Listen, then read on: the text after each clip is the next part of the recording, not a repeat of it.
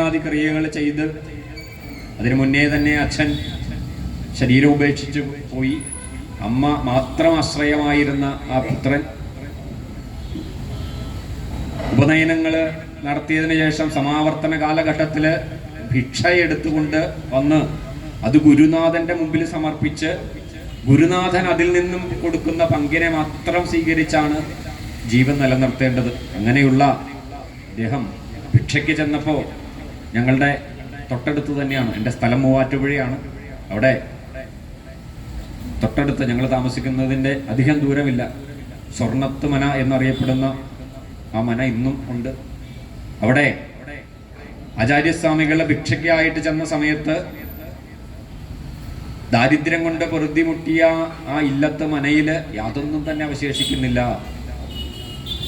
ഒരു ബ്രഹ്മചാരിയായ കുട്ടി വന്ന് ഭിക്ഷാം ദേഹി എന്ന് വിളിച്ചു പറഞ്ഞാൽ എന്തെങ്കിലും കൊടുക്കണം, അത് ധർമ്മമാണ്. ആ അമ്മ കരഞ്ഞ് വിഷമിച്ചു, ഒന്നും ആ വീട്ടിൽ കൊടുക്കാനില്ല. അവസാനം നെല്ലിക്കയൊക്കെ സൂക്ഷിച്ച് നമ്മൾ വർഷങ്ങളായിട്ട് സൂക്ഷിച്ചു വെക്കുന്ന വലിയ പാത്രത്തിൽ ഒന്ന് പരതി നോക്കി എന്തെങ്കിലും ഉണ്ടോ എന്ന്. അപ്പോഴാണ് ഒരു നെല്ലിക്ക അതിൽ നിന്നും കിട്ടിയത്. പാത്രവുമായിട്ട് വീടിൻ്റെ മുന്നിൽ വന്ന ഭിക്ഷാം ദേഹി എന്ന് വിളിച്ചു പറയുന്ന കുട്ടിയുടെ മുമ്പിൽ കരഞ്ഞുകൊണ്ട് ആ അമ്മ ആ വീട്ടിൽ ആകെയുള്ള ആ നെല്ലിക്ക ആ പാത്രത്തിലേക്ക് ഇട്ടു എന്നാണ്. ആ നിമിഷം അത് കണ്ടപ്പോഴാണ് വലിയ മനയാണെങ്കിലും ദാരിദ്ര്യത്തിൻ്റെ അതിതീക്ഷണമായ അവസ്ഥ മനസ്സിലാക്കിയ ആചാര്യസ്വാമികൾ ആ മുറ്റത്ത് നിന്നുകൊണ്ട് തന്നെ 5 വയസ്സ് മാത്രം പ്രായം വരുന്ന അദ്ദേഹം അതിമനോഹരമായിട്ടുള്ള ഒരു സ്തുതി നടത്തിയെന്നാണ്.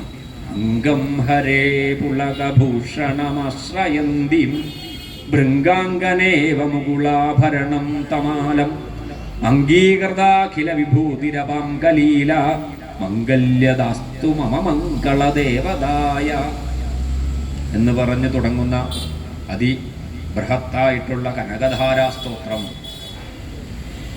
ആ സ്തോത്രത്തിന്റെ പര്യവസാനത്തിൽ വിഹായസിൽ ആകാശത്ത് നിന്നും സ്വർണ്ണ നെല്ലിക്ക മഴ പോലെ പെയ്തു എന്നാണ്.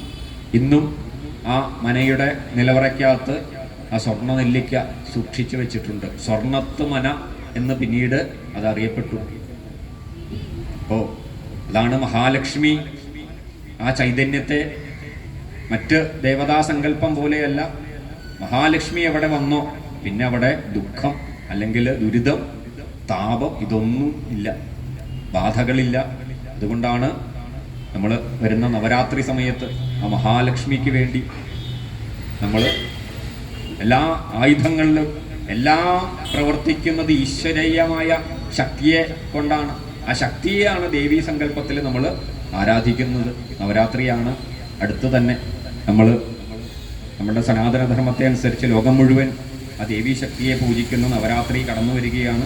അതിനു മുന്നേ ഈ മഹാലക്ഷ്മിയുടെ 108 നാമങ്ങളെ നമുക്ക് അർച്ചനയായിട്ട് നടത്താൻ സാധിച്ചു.